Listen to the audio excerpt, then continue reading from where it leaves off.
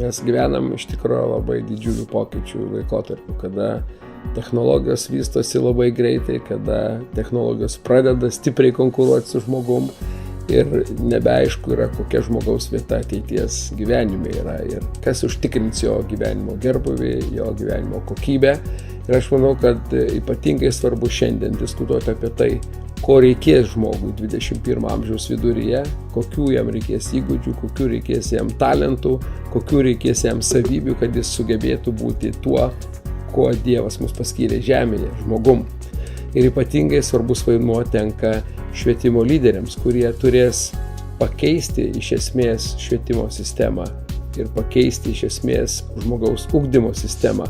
Tik tai keičiasi ir lyderio vieta. Jeigu anksčiau mes dar tarybiniais laikais įsivaizdavom lyderius kažkokius kietus, sakykime, racionalius, gebančius išmuštruoti savo artimai aplinką, kurie kaip sraigteliai vykdytų savo užduotis, tai šiandien žmogaus vieta keičiasi. Iš tikrųjų, lyderis yra jau nebe tas, kuris griežtai susakys, reiškia, kas turi daryti. Lyderis yra tas, kuris įkvėp žmonės su savo kūrybiniu potencialu kurti to, ko negali padaryti kiti.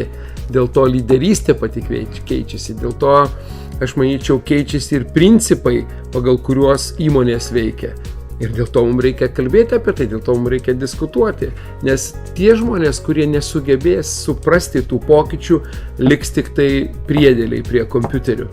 Ir apie tai kalbėti šiandien tikrai reikia dabar, šiandien reikia kalbėti ir diskutuoti, kas iš esmės įkvėps to žmonės ateityje būti kūrybingais, būti lyderiais ir kokia yra švietimo įstaigų vadovų vieta.